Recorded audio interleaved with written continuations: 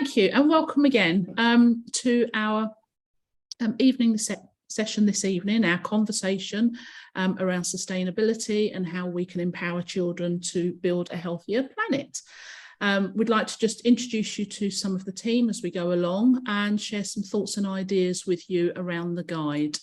Thank you, Bruno.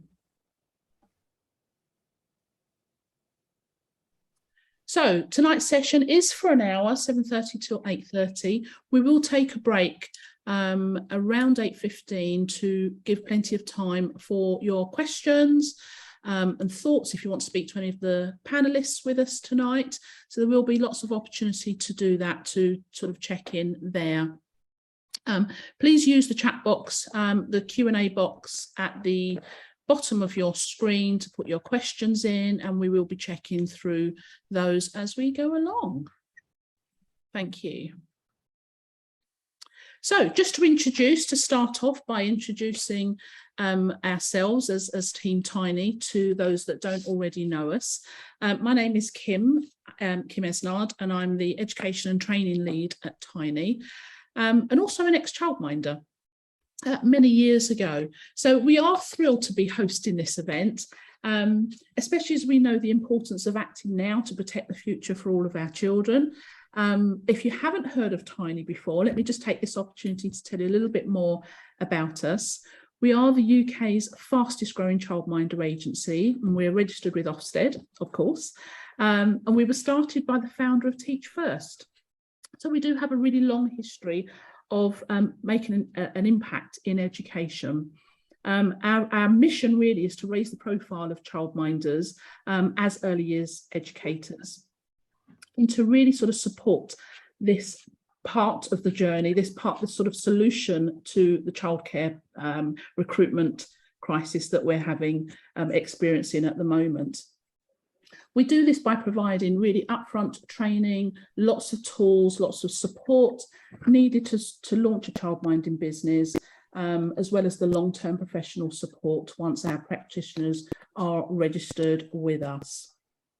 Our mission is to make sure that every child gets the best start in life, and that means making sure that our educators are provided with the most relevant and up-to-date resources to help support them in their journey. So I'd like to just start to introduce the other panel members to you this evening, and I'm going to start with Claire, who is also part of the education team. Claire, over to you. I'd love you to introduce yourself to our guests. Hello everyone, lovely to see you this evening. My name is Claire and I work alongside Kim as one of the education leads here at Tiney. My background is also in teaching. I was teaching in a primary school for about 15 years before I came to Tiney. And I'm really, really excited to be here tonight because this particular project is one that's very, very close to my heart. I did an awful lot of eco-school education when I was working in primary schools. We did lots of community projects and things like that. And I saw firsthand the huge benefit of children getting involved firsthand and really understanding the importance of sustainable education and protecting the environment and everything. So yeah, thank you, Kim. Really excited to be here. Thank you. And Claire, just tell us sort of a little bit about what the book is about. So the book it's a guide for educators primarily, but also for parents, anybody really who has an interest in sustainable education. And what we wanted to do when we wrote the guide was provide a really usable, easy to access guide, basically a toolkit, if you like, for starting points with sustainable education. So to think about where you are now, think about how to help children, particularly very young children, to understand and appreciate these really important topics, to think about how children can become encouraged to be global citizens. That's a phrase that we've used an awful lot internally in a lot of our teaching we've done recently. And what that means is us helping children to understand how to know about the world that they live in, but also to understand how to respect it, how to protect it, and to want to do more themselves. And our ultimate aim is for wanting children to grow up to be responsible, to look after this place they call home, and to know why as well as how to do it. I think that was very much the starting point. And we've drawn on lots of different sources for the guide. We'll come into it more deeply as we go through the evening, but I know we're going to introduce the rest of our panel who've been really central to helping us deliver the book. But we've got lots of resources that we've drawn on, and we've tried to bring it together in a really accessible way and in a very practical way, because I think sometimes it can be quite an overwhelming topic where people perhaps don't know quite where to start. So hopefully tonight we can unpick some of that and really get people excited to have a look themselves. Lovely, thank you. Claire, tell us just briefly, why is sustainable education a priority at Tiney? I think in all the business decisions that Tiney makes, we try to make responsible decisions. So Tiney is in the process of becoming a B Corp, which means that we look at the resources that we use, we look at how we use them, we look at how we can give back to the community that we also support.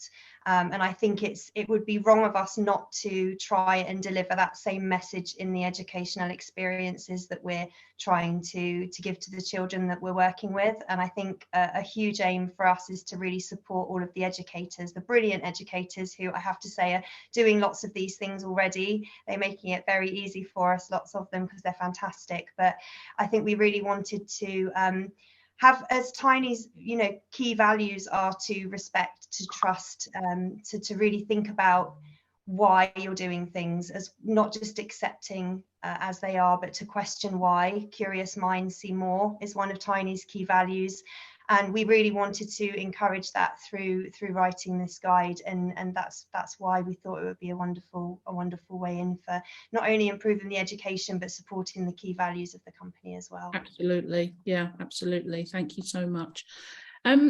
Next, I'm going to go to Mark, because you're also Team Tiney as well. So, Mark, please introduce yourself to our guests. Hi everyone, so I'm Mark James. I'm the quality assurance and registration lead at Tiney.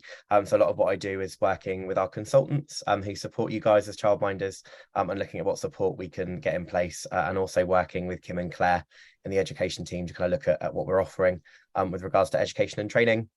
So I've been with Tiney a relatively short time. It's been about 4 months, but my journey in education is about 15 years. The first 4 years spent in primary, and the last 11 years in early years. And very much my kind of interest in sustainability, I think, has always been there. I wouldn't have necessarily realised that it was. And I think when we think of sustainability, we often just think of recycling. And actually, one of the big things I realised, if I look at a lot of my role, was to go in and help nursery environments to kind of evolve and look beautiful. And I think we often go in with the out with the old and in with the new. And I was very much a supporter of getting rid of all of the old furniture and replacing it with beautiful wooden furniture that would come from sustainable companies. And actually realising my kind of interest was piqued one day when a child asked me a question. And we were bringing in all this lovely new furniture, and I was stood next to this skip full of old furniture. And it was the child that kind of made the point to me, and I said, oh, but it's all lovely new wood that's been grown in these special forests. And the child said, but where's all that going? And I suddenly realized that I was kind of falling down this rabbit hole as a myth of that I was being sustainable, because I was replacing it with beautiful furniture that was all sustainably grown in sustainable forests and all naturally created and not manufactured. However, it was a bit of a myth that I told myself, and it started me down this journey from that child's question to really look a lot more at how we are being sustainable in nurseries, and that led me to set up a nursery where everything we used was secondhand. All of the furniture was made from scaffolding boards that were cracked and couldn't be used, and all of our resources were upcycled, either from skips found at car boot sales, and it was such an amazing journey to watch this kind of real sustainable nursery starting to appear, and it started me down this real fascination, and realizing that actually sustainability is so much already what we do, but really starting to understand how that fits into kind of early years practice. We are at such a fantastic point in being able to do curiosity, investigation, discovery with our early years children, and we've got this real freedom in early years to take that wherever we want to take it. So for me, it's it's such a great fit for early years, and it's kind of led me on this slightly sustainable obsession in our early year setting. So it's a really exciting thing I think we're doing at Tiney to be part of having that conversation for childminders and for nurseries. Wonderful. I'm just so excited to be working with such great people with the, in the Tiny team. So it's just wonderful to hear. Claire, would you like to introduce our community team, please? I would love to. So we're really happy tonight because we've got two very special members of our panel that we'd like to introduce to you. And these ladies are not only fantastic tiny childminders, but they are already showing so many of the values that we've tried to put into this book. And they've been just excellent examples of how to advocate sustainable education. And they're just wonderful. So we want to say a big hello and a big thank you to them. Sybil, first of all, I'm going to go to you first. If you could just tell us a little bit about yourself, Sybil, and we would love to know, first of all, why you're interested in sustainable practice and just the benefits that you feel it brings to you as an educator in your setting. All right, so I'm Sybil from Sybil's Tiny Home. I joined Tiny in February of last year, so yeah, it's pretty much fresh and enjoying every moment of it. So what draws me to sustainability is that I am a keen recycler. Seriously, I would recycle anything. I would not throw stuff away. And I used to be a foster carer, and the children I've looked after have always used recycled stuff in my home. So becoming a childminder again and going back there and realizing that, well, this is interesting because children, creative as they are, will reach for anything around them and use it just in its state. They would make a car out of a box. They would make anything out of whatever they can lay their hands on. And I have children who come in and tell me specifically, can you save this for me for tomorrow? Can you save this for me for tomorrow? So I have practiced that as a family, we have always recycled. Children coming in and telling me they need to use the recycled things in my box. And that makes it easier for me because it's something I already do. And when I find children asking questions, why this is used this way or that way, I think it's a good starting point for them to also learn about sustainability. It's a big word, but for them, we have to start with the very tiny things. And I have done that with the children, and they enjoy every moment of it. We start with using cardboard in the house. They sit in it and pretend it's a boat. Row your boat, I get that. At the end of it, we take this cardboard outside into the allotment, which I'm lucky to have behind my garden, lay out, put compost on it and plant seeds. And I explain to them how this cardboard would decompose and go back into the soil. So as we do the back and forth from the indoors to the outdoors, they learn every moment how everyday things that we use can be reused and then can help the planet at the same time. So that is where I find my buzz.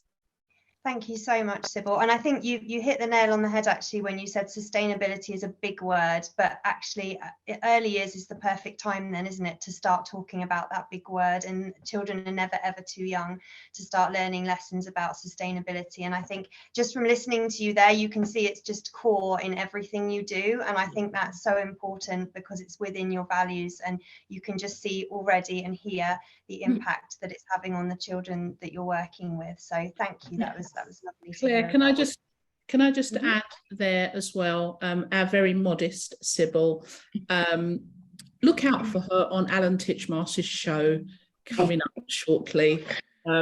Sybil has been filmed with producers, with Alan Titchmarsh for her garden. And was it an award that you won, Sybil? Yes, for helping the community as a foster carer, as my late husband, and for him also being a mentor for Black and disadvantaged youth. Wow. So I help in the community. My daughter nominated us, and luckily we got picked. So. You got picked, yeah. Wonderful. So, yes. Thank you. We'll take your autograph later. Thank you. Yes, we are very excited to have Sybil with us tonight, and we're looking forward to hearing a little bit more later on because I know Sybil's got lots that she wants to share. And I'm also really excited and thrilled to welcome Chloe with us this evening, Chloe Payne, who is another one of our tiny childminders. Chloe is a little bit famous in the sustainability world here at Tiny within our little team because she was one of the very first advocates actually for really pushing sustainability in her setting, and it's just been a pleasure to see all that she's been doing that I know she wants to tell us about later on. So Chloe, if you just want to tell us a little bit about why sustainability is really important to you as part of what you do in the business that you run, and just a little bit about the impact that you've seen, that would be wonderful. Thank you. Oh yeah. Hi, I'm Chloe. Can you hear me? Yes. Perfect. Okay. So I'm a childminder with Tiny. I did my training and opened in 2020. I'm a mum to a 3-year-old boy, and I'm about to go on maternity leave with my second as well. I'm a typical person you would expect to be into sustainability, really. I'm vegetarian, I love animals, I love plants, that sort of thing. But really, it was starting my childminding business that sort of started me on the sustainability journey. So it started as a way for me to want my business to stand out. You know, I wanted something that would be a selling point that had meaning, that I would have lots to say, that there would be lots of things I could do for it. And it's kind of really similar to what Mark said, where once I started looking into it, I was like, okay, this is so much more than just buying wooden toys. You know, there's so much that goes into it. And it really just hit me that, you know, the little people we work with, they're the generation who are going to be most impacted by climate change. So to me, it's part of the responsibility of caring for them is teaching them how to care for the world around them too, and teaching them to approach it in a much more positive way, and showing them there's things that you can do, and, you know, just introducing to them this concept to them at a young age. I just think it's so important, and to frame it in a positive light as well, but to make it so normal is it as part of the day-to-day and the little things that we do. Thank you so much, Chloe. And again, it's really good to hear, you know, everything that you're doing and working towards, and the impact that it's having on those children. And it is about just understanding that, you know, they can make a difference. Actually, I think that's the key, isn't it? Understanding that even at 3 years old, you can have a voice, and you can be standing up for what you think is something that is correct and right to do. And you're right, it's so much broader than the typical just buying wooden toys. And I know you've got lots of fabulous ideas, and if anyone's had a chance to look at the guide yet, or if you haven't, if you go to page 18, Chloe is featuring there with some of her top tips. So please do take a look at that after the session, because she's got lots of fabulous ideas that she shared with us, and we're really grateful for your contributions. Thank you, Chloe. Thank you, lovely. And I have been to Chloe's setting and seen it in practice, and absolutely amazing. So yeah, thank you for sharing. And then to introduce our wonderful Sarah Seaman, the Muddy Puddle teacher we have with us tonight, who is also one of Tiny's partners, partnering with us on our journey. Sarah, please introduce yourself to our guests. And yeah, sure. I'm Sarah Seaman, so I'm better known as the Muddy Puddle teacher, and I'm the outdoor learning ambassador at Tiney. So basically, I'm an outdoor learning consultant, sustainability consultant. I am a teacher, have been for 13 years, and I still do teach every now and again, selectively. I'm an author, I've got a podcast. And yeah, I'm just living the life of trying to help schools, nurseries, childminders, home educators be more sustainable, and to make it easy for them to do so. So I'm the ideas person, really. Everyone that comes to me already knows why they want to be more sustainable, and they come to me to know how to do it. So basically, I'd been teaching for I think it was about 8-9 years. I'd got 2 little girls under the age of 2. Teaching just seemed a bit crazy to do all of that with the 2 kids. And I'd got this super passion for outdoor learning. So I decided to take myself out of teaching and to really focus on this area. So I self-funded it. I worked with the council. I worked with other schools and other parents and things like that. And they all joined in. And I basically taught the whole curriculum outside for 2 years, right from babies up to Key Stage 2. And what I was doing was trying to find a method of where we could be more sustainable, use less plastics, but also still get all of that deep, rich learning experiences in. And so I did silly things. I did things that I shouldn't have done. Like, you know, I took whiteboards out, you know, I took pens out. I made lots of mistakes, and I started to realize, you know, what a bad role model I was being to the children by doing this. Yeah, it was making my life easier, but actually I wasn't being that good role model. And so what I wanted to do was create an approach which allowed us to be that good role model. And for me, the platform was going outside. So over time, I created these like 3 sort of like ethoses that we use now in order to help us be more sustainable. So outdoors is one of them. We call them the 3 Muddy M's. And what we do is we stick to Mother Nature. So we use upcycled and natural materials. We keep our kids active, so more kids moving, and well-being as well, so mental health. So that's where I came from, basically.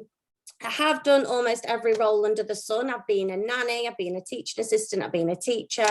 I've done all sorts of different roles. So I've seen every setting. And basically what I do now is I go up and down the country, helping people be more sustainable by using the platform of the outdoors. So that's what I do. So as you can see, I'm super passionate about it. I just think being sustainable is not only incredibly important, it's not just slightly important anymore, it's incredibly important. I think we know, if we look at the news today, we can see all of the natural disasters that are happening, and it's been very nice enjoying the sun, but I've been sat there feeling a little bit bad about why it's so hot. And I think we've got to make the change now, because it's not about our lives, it's about the children's lives, my grandchildren's lives, the children after us lives. We need to look after our planet. So I'm very passionate about it, and yeah, and I'm the ideas person, so I can give those practical ideas, and I spend my days researching new ideas and ways for us to use less plastics, less new stuff, and more upcycling natural resources. Amazing. Thank you so much, Sarah. We're so excited. We've been doing lots of work with you, and you're going to be sharing at our Inset Day coming up in September as well. Can I just ask the guide, your first reaction when you read the guide? Wow, I mean, you've nailed it. You really have. I mean, it's refreshing anyway that you're talking about this, because it's something that I have to speak very passionately about to schools, and I don't think we're quite there yet at even talking about this openly. But the fact that you as a company are supporting this, putting time to this, dedicating time to this, and then coming up with something that actually I want to hand to all of my schools, it's half inspiration and half giving people the ideas, because we just don't have enough time to do this. That's what I do, that's what I'm paid for, to have the time to do this, but not everybody else does. And you get stuck sometimes. You go, I really want to do this, I really want to be sustainable, but how? And you're giving the inspiration and the absolute how. So yeah, love it. Well, thank you so much. And just to say, the guide is available to download. I think we're going to be sharing the link in the chat any moment, so that you can get the link to download, to sign up your email, and then be able to download from there as well. So I'm going to move us on, and we are just going to kind of explore a few thoughts and ideas and questions around sustainability and the guide, you know, being able to use it as a toolkit. And I'd like to kind of come to Mark first and just sort of ask, really, is it ever too early to start talking about sustainable education, Mark? Absolutely not. And actually, I think this is something that I've definitely learned. And I think sometimes we talk down to our children, and we don't necessarily give them the respect that they deserve as little thinkers. And I think our education system, particularly as they get older, we educate children out of curiosity and imagination. That the older they get and the more formal their education becomes. And actually, I think, you know, we don't know what the future holds. And actually, it's not our future. It belongs very much to them. So I think, you know, asking the children about their ideas, starting to expose them to some of these themes very carefully, and thinking about what's appropriate. But actually, you know, I touched upon it at the beginning about curiosity, investigation, all the stuff that we do in early years is nudging children to learn. It's just slowly pushing them and provoking them, and just asking their thoughts and processes and getting them thinking. So I think, you know, when we talk about sustainability, it's not about adding an extra job or an extra learning provocation or an extra activity to what we're already doing, because it is what we're already doing. You know, we talk about the sustainability goals, the SDGs as they're called. And if you break those down, it's about zero hunger, it's about gender equality, it's about no poverty, it talks about a life in the sea and life on land. It's very much about all the stuff, the themes that we want to introduce. it links so beautifully to the 7 areas of learning that we actually have to educate our children on. So I think it's just taking a step back and thinking about how to weave it in. And actually, I did a bit of a research project. So very recently, we did our first module that had ever been done on the university degree that was a bit different. And it was called Sustainability in Education. And I'll be honest, my interest and passion around the upcycling of furniture and being sustainable in that way, I understood, but I failed to grasp actually how much sustainability in education covered. And one of our projects was to take a bit of a deep dive with the children, and we chose one of the areas to have a look at. And the one I chose, obviously with my passions around sustainable furniture, was about manufacturing and repurposing stuff. And the research project was just to pose some questions to the children. So I was working in a nursery where we had a very old Wendy house that was looking a bit battered. And I asked the children what they wanted to do and whether they wanted to get a new one or whether we should keep the old one. But then what I did was show them what happens to furniture that leaves. Oh, fantastic. So I just very, very carefully, and we didn't go, all guns blazing. We just showed them some videos of landfill and what happens when things go into the bin. Now the nursery. Oh, Mark's frozen. Mark, you've frozen for the time being, so I'm going to kind of just pick that up a little bit when we've sort of asked the question around. He's not back. We've been doing loads of stuff on recycling. Sorry, we lost you there, Mark, for a little bit. I love that I haven't had any problems until I start talking, of course. Have you got me back? Am I all good? We've got you back, yes. Right. So yeah, we very much just started to introduce some themes around landfill and to show some videos about where stuff goes. And I've actually got some of the quotes from the research project that the children came up with, which just was absolutely amazing. So some of the things the children were talking about were they put that inside the dump. And the shock that they could recycle glass bottles, so actually seeing stuff that they were using and what happened with it. It's bad for the world's going to fall down. It's going to fall in the sea. It's yucky. And then actually, so I said to them, what about whether we get rid of our Wendy house and buy a new one, or whether we make the one we've got pretty again? And they said the world is going to be poorly because there's a mountain of rubbish. And oh my goodness, you can't take that to the big pile of rubbish. So just I did not give them my opinion. I just very slowly dripped in some of the themes about what happens when stuff goes to landfill. And it was fascinating to see the children's responses. So I think very much it's about starting to introduce those themes to the children. We have a responsibility to treat them with respect and preparing them for the world that they live in.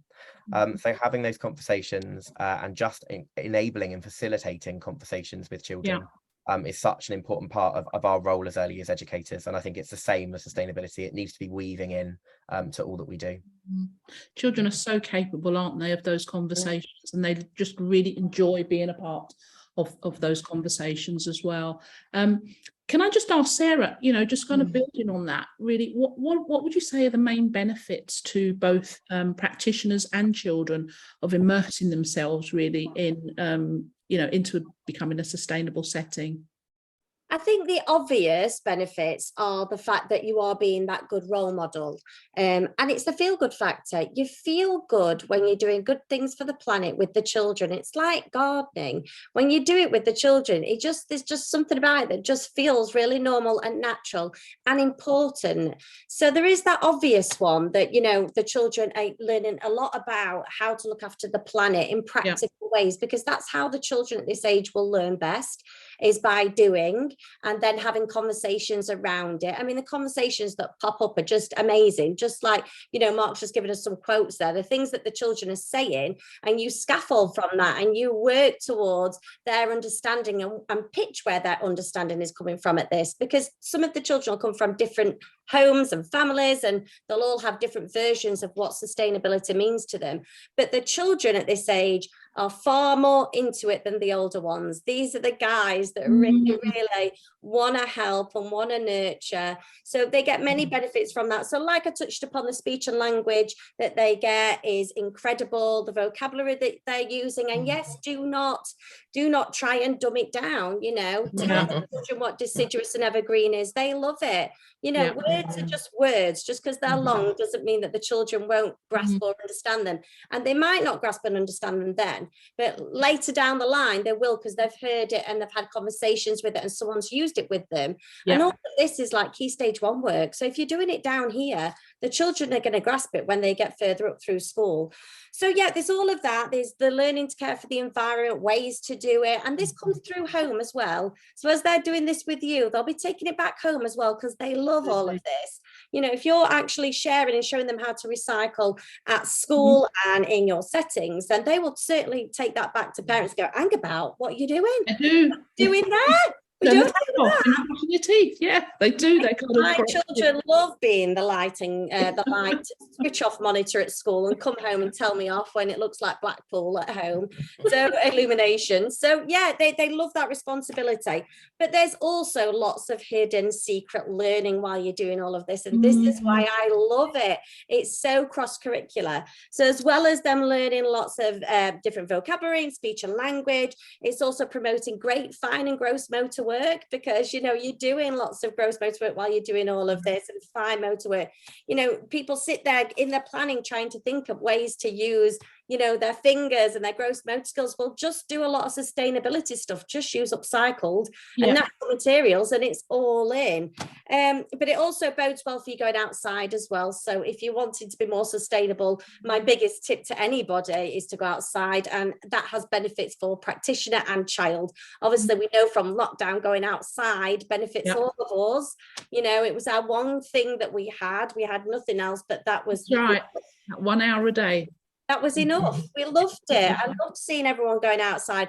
And that has obviously the vitamin D boost. It has the mental health boost, and all the natural chemicals just make everybody feel better. And there will be some children that do need to go outside, and that's their habitat basically. So yeah, there's so many benefits to sustainable, as well as being, it's so creative. What I love about it is that it makes me incredibly creative. I'm a dyslexic person, so I have that side of my brain that has to be creative, and it just forces you into that position to rethink the game, and I like that about it so much. You make the outdoor curriculum just so exciting. Just, you know, it just encourages people to want to do that all year round. I'd love to ask Sybil. Yes. You know, Sybil, how do you make the most of the space that you have to promote sustainability in your practice? Right. So as I was before, I collect a lot of items from my own things I use at home. I keep them for recycling. I have ample space in the garden where the children explore, especially nature. Just one child standing staring at a butterfly fly past and just watching the bumblebees and looking in the ponds, watching the frogs, which I cannot stand, but they love it, you know, watching little things about nature that fascinates them, and going out in the allotment again, pulling out carrots and then cleaning them and, you know, using them for our lunch. And you know, getting them to even scrape it. So then again, we see the curriculum stuff there where they are using their fine motor skills and, you know, physically being active, pulling things out. And so we try a lot to use whatever is natural around us in this home. And then again, not to say that it is confined, sustainability is confined to space, because you can start things on a very small scale. You can have just a windowsill, have a small container, put one seed or two. And that process is also, you know, being sustainable, because you're growing something, watching it grow in probably a plastic tub, or what we use as well is we make paper mache. So shredded paper, we just add cornstarch and water, and you get that texture of, you know, the sense, what do you call it? They use their fingers to mash it up. So that's a sensory play there, straight up. And then we mold it. We can make our own. We put the ordinary plastic pots in, they mold it around them, take it out, it dries out, and then we can plant straight into that. And then when you go to plant out into the garden, you put the whole pot in the ground. So you're not wasting anything really, you're just recycling paper. And, you know, so a lot of ideas that way that we just do. And the kids love it. They love it. It's about the fun bits. They love doing things themselves, using their imagination, thinking critically. So all that I incorporate with the children. I love as well, you know, the fact that children are getting the time to take time to enjoy nature and enjoy the world. They're noticing butterflies and bees and the natural. They're taking time, you know, and we probably could take a leaf out of their book to kind of do that very thing. It's just to take time to enjoy the beautiful world and think of, you know, taking care of it. And it's just beautiful. I love that. Thank you. Claire, I'm going to come over to you. What advice, Claire, would you give to someone who doesn't really know where to start with sustainability? Okay, well, I think first of all, it's really important to remember that often people are overwhelmed by the word sustainability, just as a starting point, and they don't really necessarily understand fully what it means and therefore might shy away from it. And I think the first thing is to educate yourself and do some reading. So, you know, think about where you are as a practitioner now. Our guide hopefully will provide lots of starting points for people, but you need to think about, like Sybil was saying, the space that you have. So for example, I know lots of people who work with children who are childminding might be in a flat which doesn't have an outside space.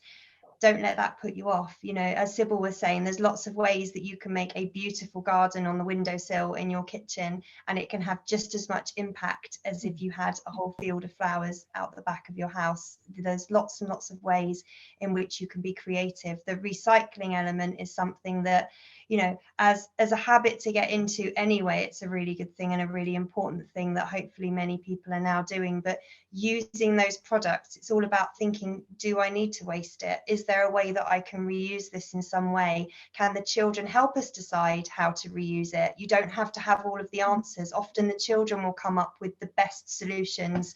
I've worked with children and they love nothing more than you giving them a great pile of junk materials and saying, right, what should we do with this? How can we use these things today? And as Sarah was saying, sometimes you'll lead yourself into a maths activity, sometimes you'll lead yourself into a building activity or a construction activity, and there's so many creative ways that you can use the resources that you have in front of you. It doesn't mean that you have to be buying things. Actually, it's looking at the habits that you have and thinking what's going to be manageable in the setting that I work in. What you don't want is to create a situation where you come up with so many rules on how to be sustainable that it becomes overwhelmingly unmanageable, because then it won't stick. It's not going to happen. It's much better to say, right, okay, let's try one or two of these things, let's see how that goes, let's embed that first of all and get the children involved and get the children excited. And often what happens, and I know through talking to Sybil and talking to Chloe, this has happened in their homes, more and more sustainable practices then come through because the children are on board, they're understanding why it's important, they're understanding why we want to be doing these things and the lessons that it has for their future as well as for ours. And I think it's also important when you think about that word sustainability that you remember there's also a social and an economic aspect to sustainability too. So we focused an awful lot in this guide about the environmental impact and recycling because we recognise that as small business owners, that is where we can come together as a community and make quite a big impact. But also let's think about how can we give back to our local community. So are there food banks that we could possibly be donating to? Do we have something spare in our setting each week that we could give back to somebody else? Could we take the children out and do a litter pick? Is there a charity that we could donate to? Are there clothes that we could donate that perhaps we aren't using anymore? And also it's about working with parents as well, the parents in your setting. There's so much value in having those conversations. And as Chloe was saying, often it's really good for your business if you can build up these key values because a lot of parents will also share them. But, you know, if parents have got things that they're about to throw away, maybe they would be suitable for your loose parts play and you can actually reuse them in your setting. Those items are no longer going into landfill, but they're going into their child's learning. And that's just an incredible way that you can just keep reusing everything around you. And it's about thinking and questioning the whole time, not just binning it, not just thinking, oh, I don't need that anymore, but thinking, how can we use it, or how can we make it a learning opportunity? And just really thinking deeply, I think, about how you're going to approach things before you begin, and being confident with it and being creative with it. Like Sarah was saying, that the most important thing, I think, with all of the sustainable education practices is that they're at the root of it, they're fun, and the children enjoy them, and it gets everybody talking, it gets everybody chatting about why we're doing it, and it makes children want to do more. I think protecting the environment should be sort of framed as a really exciting choice to make. It's not got to be scary. We don't have to have a big bleak story of, if we don't do this, what about if we do this? Think how wonderful that world's going to be as you grow up. And the best gift we can give children is to teach them how to safeguard themselves in the future. Wonderful, thank you so much. And really just sort of following on from that, I'd like to go to Sarah and just ask, are there any sort of practical ways that practitioners can begin to sort of take steps towards making their settings a bit more sustainable and stimulating, really? Absolutely, yes. So like we've been saying, upcycled and natural resources, that's all you need to keep in your head. I mean, if this is the thing about being sustainable, is it's not just great for the planet, it's the most cost-effective thing you can do for yourself, because all of this is free. And more so, children don't need big, shiny, lovely things. They really don't. It's like the saying, isn't it? They played more with the cardboard box than they did the toy that was inside it. That's absolutely true. And that is children telling us, we don't want all this pre-packaged stuff. So for instance, a Peppa Pig house will always be a Peppa Pig house when they play with it. They'll always do family peppery piggy kind of things with the Peppa Pig house.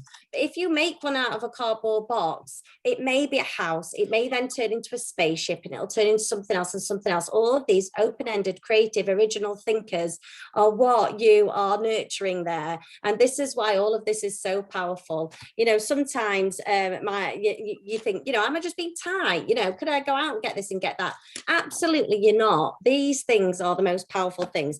So yeah, I mean, to make a start, you need to gather up your resources. So again, think upcycled and natural materials. So with autumn coming up, what you want to be doing is gathering up your conkers, your acorns. You know, there'll be all sorts of different coloured leaves out there as well. Your sticks, and you go for welly walks, and you go and find all of this stuff, and you bring it back to your setting. Now, how you store it is up to you. Some of you will have home settings and will want to put maybe them in plant pots.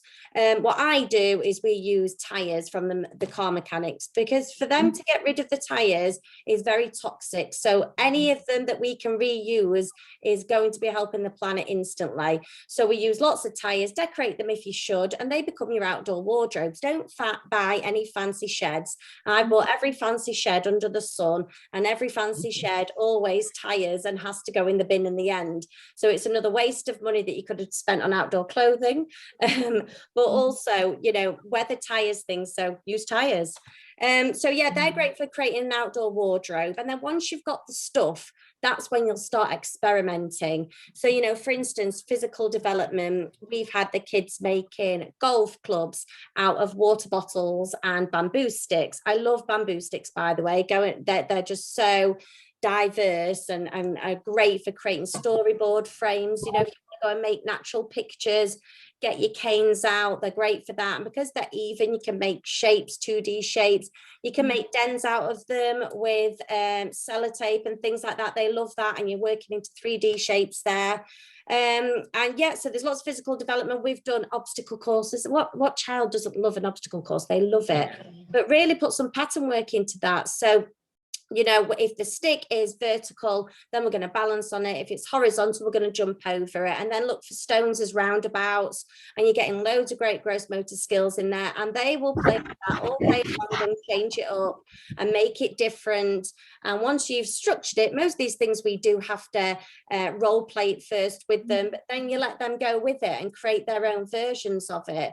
And in terms of art and creativity outside with natural resources, well, you just go on a welly walk, and you know what children are like. They love looking at things and wondering what they are and putting them in their pockets. And before you know it, you've got, you know, children not able to walk because their pockets are so heavy with rocks and other great treasures that they found, and then come back and use those items and further the conversation and make art people. You know, we've made nature people out of them, you know, landscapes out of them. You can make different bits of art with them, but also you can stack them.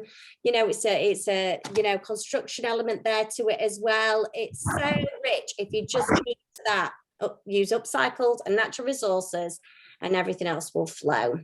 Love it. You know, you just reminded me of all of those sort of thoughts and ideas of when I went out to do an inspection one day to one of our settings, and it was a really small flat, and I got to the balcony and I was greeted by the most amazing sensory wall made out of all recycled products. It was absolutely so exciting to see, and to see, you know, when you go in and all the other areas that she sort of transformed the environment this way. So it's so exciting and really good. How do you, what difference has it made to you sort of running a sustainable setting to your sort of educational journey? Oh my goodness, it's benefited me in my setting in so many ways. So it's actually, sustainability is the reason that I got my first placement. I've mentioned in one of my profiles that I was cloth nappy friendly, and it's actually that was the thing that made my first parent choose me out of the other childminders she was looking at. And as Sarah was saying as well, it doesn't have to be expensive. So it's definitely actually saved me a lot of money in terms of running my business. You know, reusing things, sourcing things secondhand, it's actually so much cheaper. You think sustainability has to be, you know, buying all these expensive wooden things or buying stuff from really expensive businesses, and that's just not the case at all. It's about what you have, and it's about using what you have in a more conscious kind of way. But yeah, definitely the biggest difference it's made for me has been my educational practice. So that's something I didn't even set out to do. It's happened completely accidentally, really. So I should probably mention all the children that I look after are under the age of 3, which is, you know, it's very young for this kind of topic. They're not the age group that you first think of when you think about kids and sustainability. But it's such an important age for development that it should be, because they absorb everything we do in our daily practices, like just so naturally. They take it in so easily. It's like, it's not even hard to introduce them to this concept. You know, we do so many things, like I'll do like composting with them, sorting the stuff out, tipping the little bin into the big bin is like a daily thing that they all love. Or prioritizing reusing materials for like activities and crafts. It's been mentioned before, but that is what kids naturally do at this age. They naturally source what is around them, and you know, how can they use it? And you know, they'll naturally reach for whatever's around them. They're not going to particularly think, oh well, I don't have this brand of something, so I'm not going to. No, that's not how their brains work, you know. And you know, things like, how do we look after the environment around us? How do we manage ourselves around wildlife? How do we develop an interest in wildlife? You know, what 2-3-year-old isn't fascinated by a snail or, you know, a ladybird or something like that? But teaching them how to be around there and like how to see them in a respectful way. And it's just so wonderful to watch them take on these concepts.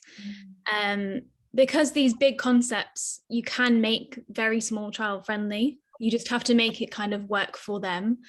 So, you know, if I sit down with some of the 2-3-year-olds I have and start talking about landfill and climate change, they're just going to look at me with blank faces. But if they're playing with a little like toy bin truck or toy recycling truck that we've got, I get out some little bits and I'm like, oh, you know, what would this one take away? What would this one take away? And suddenly it's a conversation that they're engaged with. It's something that they're, you know, it's aligned with their interests because they're obsessed with vehicles. And, you know, it becomes something that they actually take on board. And it's really incredible to watch them actually take it in.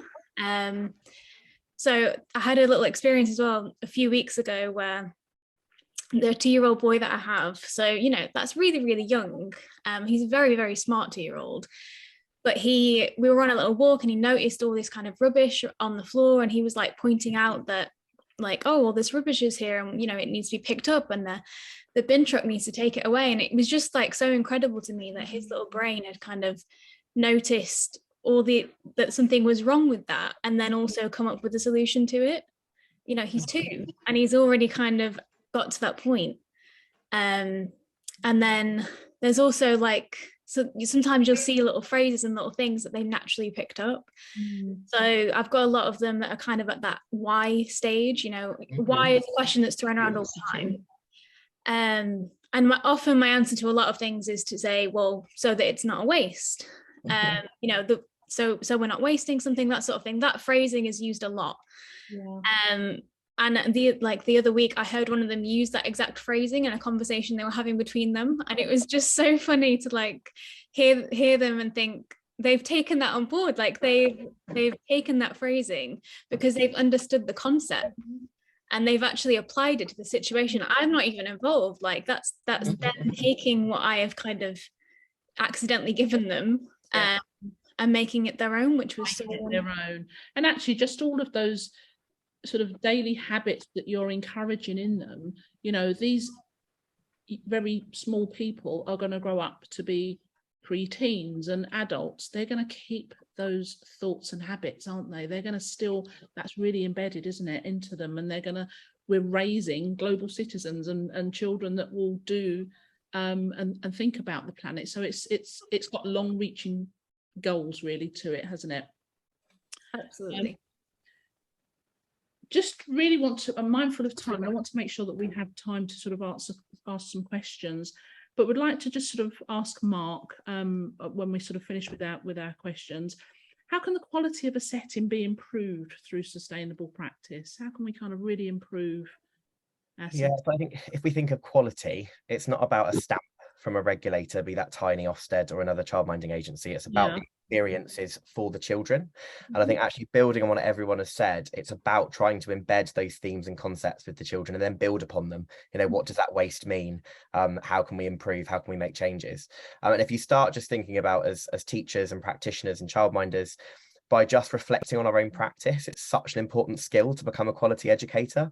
I worked with Leaf that was doing loads of stuff with sustainability, and we had some of our practitioners coming up with these amazing concepts with their children where they were growing fruit and vegetables and herbs and selling them at their local shop to raise money for food banks and to give them to try and help with families that needed help with, you know, their feeding and their poverty line. So actually trying to kind of build those experiences as part of your everyday. And then if we think about the experiences of sustainability, being outdoors and in nature, actually just immersing ourselves in the outdoors. If we think about the post-COVID world that we live in, you know, the lack of connection we've had with each other, the time away from screens, where we are having everything at our fingertips and not stopping to take in what's around us. You know, all of this, it is already building into the experiences that children need to have. Thinking about that, building connections with each other, problem solving, being able to facilitate discussion, you know, all of this is quality, giving those children experiences to be able to really reflect and build and create their own learning, you know, actually taking them on the journey with us. That is the definition of quality. So I think, you know, it's not about talking about them in separate entities. They come together perfectly. And I know I'm conscious of time, so I will sit on my hands and not speak. I could go on. Oh no, that's lovely, thank you so much. I wanted to just turn to the chat at the moment. We've got a question in there, somebody asking whether Tiney would provide sustainability grants for settings trying to make sustainable changes such as reusable nappies. We're really excited to let you know that we have on our radar Eco School that we are planning. Hasn't been launched yet because Claire and I are still looking at the content and what it's going to actually look like, but we want to really continue this theme. We have already provided a number of webinars on sustainable practice, sustainable education, sustainability in small places, and now want to really think about building a sort of Eco School award, if you like, that practitioners can work their way through and embed into their practice. So these are things that we will be considering how that is implemented within settings, and obviously we want to make sure that it's accessible and manageable for everybody in lots of different ways. So although there is no grant at the moment, we are looking at the programme overall, and it's something that really I think that in our mind shouldn't actually cost us to do. We shouldn't be putting a cost onto practitioners to be able to do this. So yeah, it'll be really good to get some feedback from the community, as well as to the sorts of things that you think would be useful to have in there. So we'd love to continue that part of the conversation as well. I don't think we've got any other questions in the chat at the moment, which tells me that everybody's really satisfied with lots of the feedback that they've had this evening. I would like to just jump to our resources that are available. Thank you, Bruno. Can we just move to next one? Absolutely fabulous. So Claire, I think you're going to talk about some of the resources, aren't you? Yeah, absolutely. And I know we're coming back to Sarah in a minute, but just so we've got time, I know we want to just flag some of the resources we've used. And as Sarah mentioned at the start, she's got her Muddy Puddle Teacher podcast, and I am a big advocate of this one. I really enjoy listening to it. It's a really good listen, and it has got some fabulous ideas in it as well. So if you haven't yet had a listen, please do, because I know that lots of what we've been talking about tonight is picked up on. If you want to talk about it in a minute, Sarah, please do as well. But there's lots of really fabulous episodes within it that you can use, and some of the themes that have come up tonight are picked up on and give you a lot more information about where you can go next. There's also a book that Sarah has written, A Playful Way to Create an Outdoor Early Years Curriculum. Again, strongly recommend. It's got lots of top tips in there and tons of practical ideas. Sarah's shared a snippet this evening. We could probably talk for hours on all of the different ideas that are in just a few pages of that book. So if you haven't yet had a look at that one, please do. We've also been working here at Tiney with June O'Sullivan of the Leith Nurseries in London. June has got fantastic ideas about sustainability. She's done an awful lot of work on this theme, and we've been really lucky within our community to have a webinar hosted by June not so long ago. She wasn't unfortunately able to join us this evening, but we did say we would just flag her book, which is called 50 Fantastic Ideas for Sustainability. There is another one which is called 50 Fantastic Ideas for Nursery Gardens. Again, full of practical tips, full of starting points. You can take it where you want to and be really creative with where you go with that one. And I know, Sarah, you recommended this one to me. I don't know if you just want to say a little bit about it. The book by Greg Bottrell, Can I Go and Play Now? Yeah, so Greg's all about, play and getting outside. We're talking about sustainability, but, there's nothing more sustainable than play, and children just playing with absolutely nothing. That's sustainability on its own. You don't need to be buying new things for children. We're already a society that consumes a lot, and children think that everything needs to look shiny and new. And if we're sending those messages out to children, then, we're not allowing them to access the future, which is that we do have to be more sustainable and that they don't need everything brand new. We can just reuse and upcycle. But this is a powerful book about just really understanding play and why play is so important, and that, play is free. It costs us nothing and we don't need anything to do it. Thank you, Sarah. And I think, Kim, if we just go back one slide, I think we were just going to do, yes. I'll hand back to you for that bit. So, Sarah, you're going to give us a bit of an update on what sort of your programme and the things that you're involved in. Yeah. So we have a website. I'm not going to say it's a little bit like Twinkle, but not quite like Twinkle, but the Outdoor Twinkle.